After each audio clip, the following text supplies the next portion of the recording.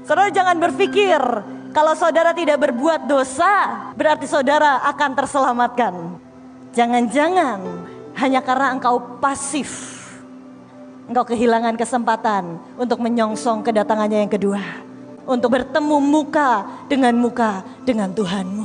Saya rindu hari ini saudara, kita memiliki iman yang aktif, kita punya cinta yang aktif, kita punya kerinduan yang aktif. Gadis yang bodoh ini tidak membawa minyak cadangan. Saya perhatikan mereka gak bikin dosa yang parah kok. Mereka gak menghujat Tuhan, mereka gak ngehina Tuhan, mereka gak menyangkal Tuhan. Gadis-gadis yang bodoh ini, mereka melakukan dosa yang pasif. Mereka tidak melakukan yang seharusnya mereka lakukan. Sebuah kepasifan yang kemudian berakibat sangat fatal dan sangat mengerikan. Untuk menyongsong kedatangan Tuhan yang kedua, bukan hanya dibutuhkan kehadiranmu saja. Gadis-gadis yang bodoh mereka hadir bersama dengan gadis-gadis yang bijaksana. Hari ini saya mau bilang saudara, mari miliki iman yang aktif.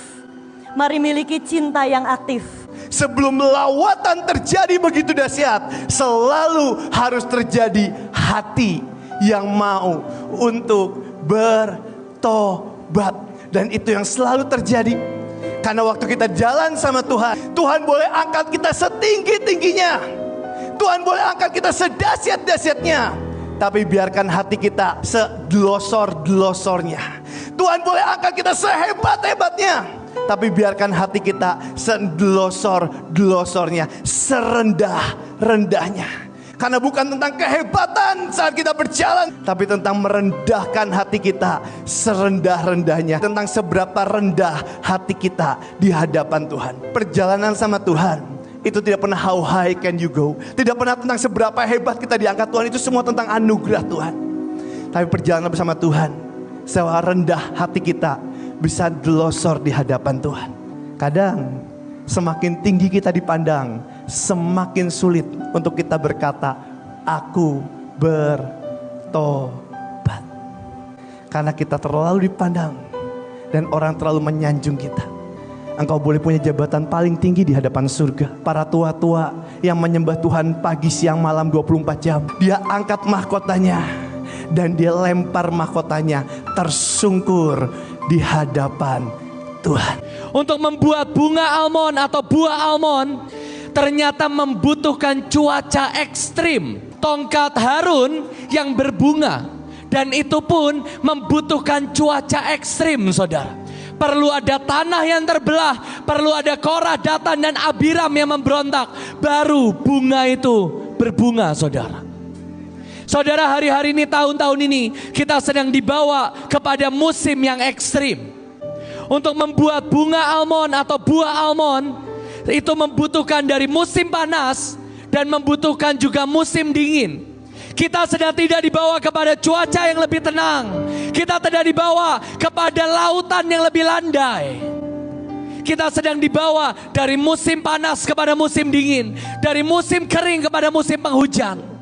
Ada cuaca-cuaca ekstrim yang ternyata itu dibutuhkan supaya saudara melahirkan mujizat di akhir zaman saudara. Karena darah Tuhan, perjanjian darahnya membuat kita menjadi orang-orang yang dilepaskan, dikeluarkan dari setiap lubang yang tidak berair. Saudara, hari ini saya tidak tahu persisnya apa yang membuat engkau ada di lubang yang tidak berair ini. Apa lubang ini? Lubang kekeringan, lubang yang tidak ada airnya, tidak ada kehidupan. Lubang yang gersang, tandus, mandu. Dan dia berkata, dari tempat tahanan Tuhan bebaskan. Bukan sekedar menjadi orang yang merdeka, tapi lebih daripada itu, engkau akan mendapatkan proteksi, perlindungan dari Tuhan yang ajaib. Dia berkata, engkau mesti ke sana. Siapa mereka?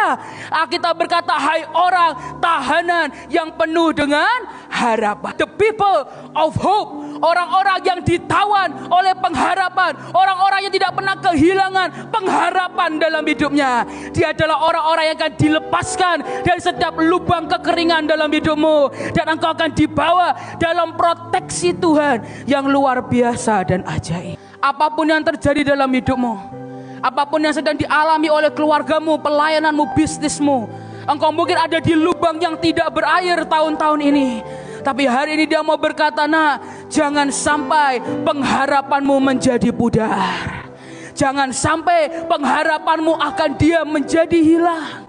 Karena orang yang tidak membiarkan harapannya pudar, maka dia akan membuat setiap kutuk akan berubah menjadi berkah.